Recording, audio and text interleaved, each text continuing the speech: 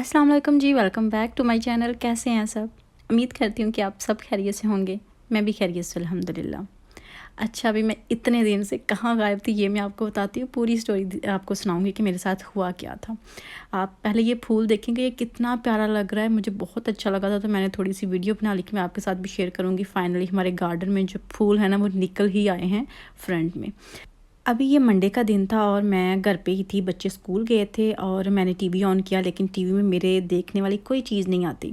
या तो हस्बैंड के लिए सियासत होती है और या बच्चों के लिए उनके जो कार्टून वगैरह होते हैं वो होते हैं, और फिर मुझे ढूँढना पड़ता है कि मैंने क्या चीज़ देखनी है।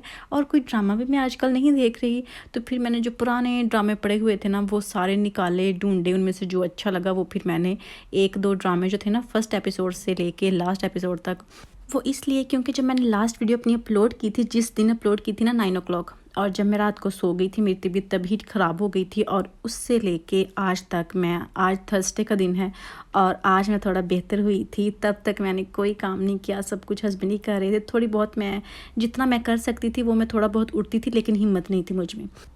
और जो मेरा टेम्परेचर है वो भी कम होने का नाम नहीं ले रहा था, ना मैं कुछ खा रही थी ना कुछ पी रही थी।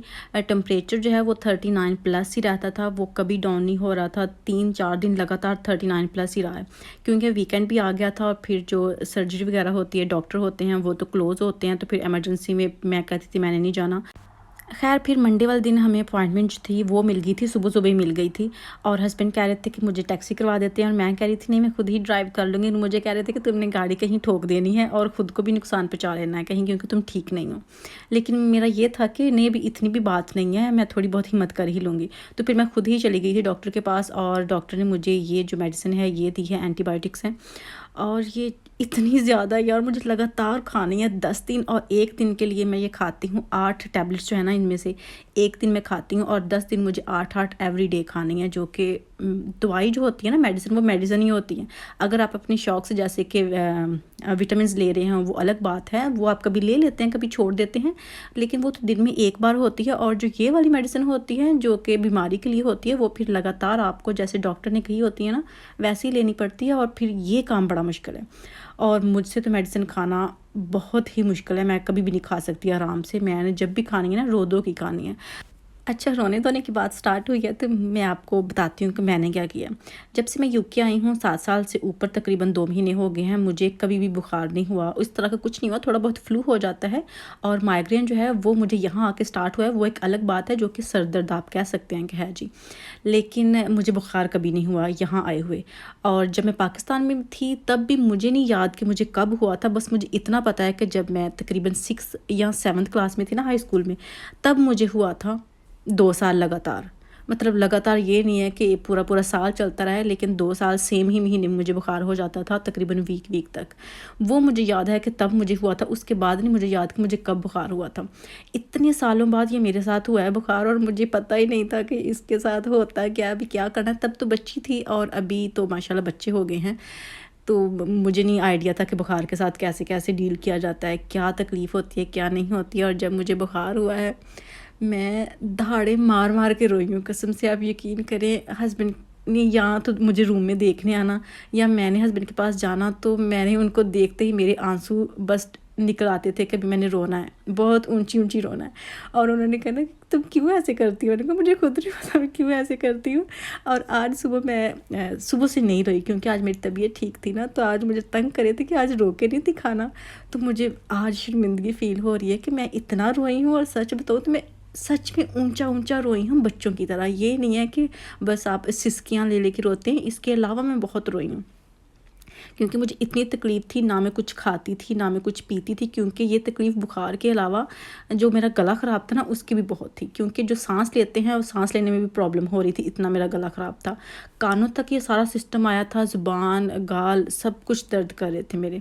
और पानी पीते हुए भी मैं सिर्फ़ 1 घूँट पीती थी, और जब भी मेरे अंदर कोई खाने-पीने की चीज़ आती थी, तभी मुझे और रोना आता था, और खाते हुए भी मैं बहुत रोती थी।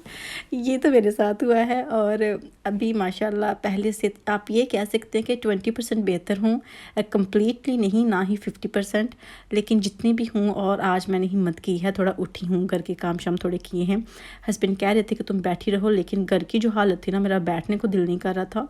अभी भी थोड़ी तबीयत ख़राब है, क्योंकि जब उठती हूँ खाना पीना तो मैंने छोड़ ही दिया था। और आपको बताऊँ कि जो वज़न मैं कम करना चाहती थी तकरीबन 2 महीनों में, 3 महीनों में, वो मैंने बीमारी की वजह से कम कर लिया है। तकरीबन 2.5 किलो वज़न मैंने कम किया है ये कुछ दिनों में, क्योंकि मैं कुछ खा नहीं रही थी इसलिए। तो ये तो ऐसी तो हालत होती है, अगर आपने कुछ खाने पीने ही छोड़ देना है तो फिर ये है कि आपको पानी की भी ज़रूरत है, खाने की भी ज़रूरत है। तो अगर आप नहीं खाएंगे तो आपकी बॉडी में हिम्मत नहीं होगी काम करने की। अभी भी जब मैं उठती हूँ, काम करने लगती हूँ, तो मुझे चक्कर आते हैं और फिर मैं फ़ौरन से बैठ जाती हूँ कि नहीं, अभी मैंने कोई काम ख़राब नहीं करना। लेकिन थोड़ी बहुत हिम्मत करके जितना कोई बैठने वाला काम होता है वो मैं कर लेती हूँ फिर। तो इस तरह से तो मेरे साथ हुआ है जनाब, इतने सालों बाद, और बहुत बुरा हुआ है। इतना मैंने कभी भी फ़ील नहीं किया, उमामा की बर्थ के टाइम भी मैंने इतना फ़ील नहीं किया।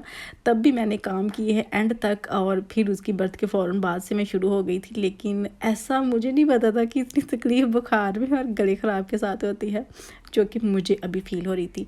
वैसे जब मैं डॉक्टर के पास गई थी तो उन्होंने कहा था कि ये कोई वायरस है और इसको ठीक होते हुए कुछ वीक्स लगेंगी।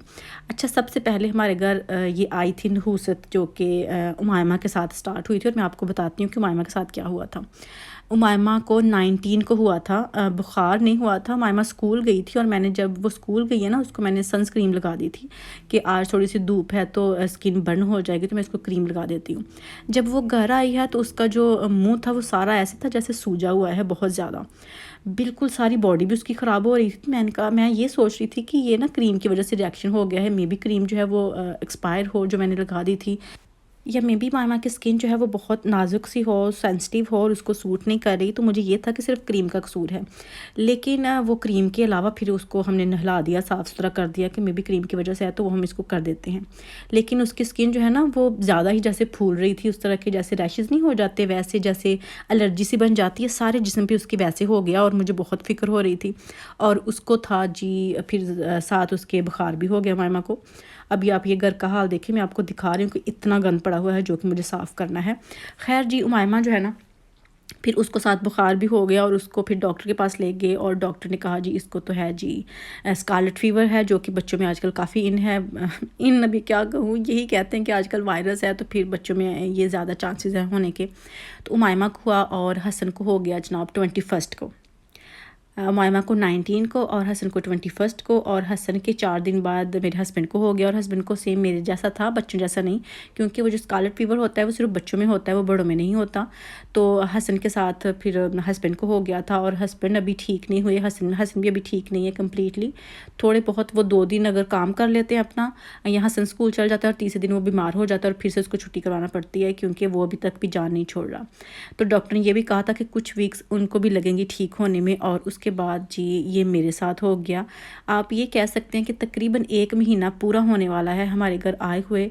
हम सदक़े पे सदका दे रहे हैं, पढ़ाई भी करवा रहे हैं, सब कुछ करवा रहे हैं कि ये जो आफत है ना, ये हमारी जान छोड़ दे किसी तरह। लेकिन अभी तक इसका जो ज़ोर है ना वो टूट नहीं रहा। लेकिन अल्हम्दुलिल्लाह पहले से काफ़ी बेहतर है। जितनी मैं बेहतर हूँ, मैं इसी में बहुत खुश हूँ कि शुक्र है कि मैं ठीक हो गई हूँ। जो तंदुरुस्ती है वो हज़ार नेमत होती है, इसका पता तब चलता है जब आप बीमार होते हैं। और मुझे ये अच्छा नहीं लगता जब बार बार आप ठीक हों और सिर्फ किसी की तवज्जो हासिल करने के लिए कुछ लोग कहते हैं कि हाय मेरे यहाँ दर्द है, वहाँ दर्द है। तो आप सोचें कि जो सच में बंदा बीमार होता है उसके कैसे गुजरती है, कैसी तकलीफ़ होती है। तो अगर आप वो महसूस करें तो फिर आप शायद ये ना कहें कि आपके एम बस कहाँ कहाँ तकलीफ़ होती है। तो मेरे तो खैर मुझे नहीं याद कि टोटल हुए कितने साल हैं मुझे बीमार हुई को, लेकिन अब मैं हुई हूँ। और इसने मुझे, नानी मेरी सच में याद करवा दी। और मुझे रोना ही इस बात का आ रहा था, मैं इतना रोई हूँ इसी बात को लेके कि तब मेरे साथ जो उन्होंने किया था ना, मुझे तो वो ना ही ज़मीन पे पाँव रखने देते थे, खाने के लिए भी देते थे कि अगर तुमसे ये नहीं खाया जाता तुम वो खा लो, ये चीज़ ट्राई करो, वो चीज़ ट्राई करो, कुछ अंदर तो डालो। तो मुझे उनकी भी बहुत याद आ रही थी। अल्लाह उनको जन्नत में जगह दे। उन्होंने मेरी हर ख्वाहिश पूरी की थी ज़िंदगी में जब तक वो रही हैं। मेरी शादी वाले दिन उनकी डेथ हुई थी। तो मुझे बहुत फ़ील हो रहा था, बहुत ज़्यादा फ़ील हो रहा था। इसलिए मैं जनाब इतने दिन मिस थी, मैं नहीं आई, क्योंकि मुझे हिम्मत नहीं हो रही थी वीडियोज़ बनाने की, कुछ करने की। आपको तो पता है अगर बोलने की हिम्मत नहीं थी, कुछ करने की नहीं थी, तो फिर वीडियोज़ तो बिल्कुल नहीं बननी थी। ये भी कुछ टूटे-फूटे आपको क्लिप्स नज़र आएँगे, कुछ आज के, कुछ कल के, कुछ पहले के, तो बस इसी तरह से हैं। तो अभी ये फिर पिज़्ज़ा ही ऑर्डर किया था हस्बैंड ने, एक दिन पिज़्ज़ा ऑर्डर किया, फिर जो ब्रेड्स होती हैं एक दिन वो ली, फिर एक दिन नान लेके आए, बस इसी तरह से फिर हमने गुजारा शुजारा किया था। और ये मेरी फ्रेंड ने कस्टर्ड बना के भेजा था मेरे लिए, क्योंकि मुझे मीठा पसंद है, तो चलो मैं खा लूँगी। लेकिन ये था कि ये भी मेरे अंदर जाकर लड़ ही गया मुझे शायद, क्योंकि ना ही मेरा गला भी मीठा जो है वो खा सकता है, और ना ही कुछ नमकीन चीज़ें खा सकता है। बस पता नहीं क्यों अभी थोड़ा सा जैसे वो ठीक नहीं है, तो वो इनको बर्दाश्त नहीं कर सकता। खैर जी, यही थी मेरी आज की वीडियो। अगर आपको अच्छी लगी हो तो लाइक कीजिएगा, शेयर कीजिएगा। फिर मुलाकात होगी। अल्लाह हाफिज़।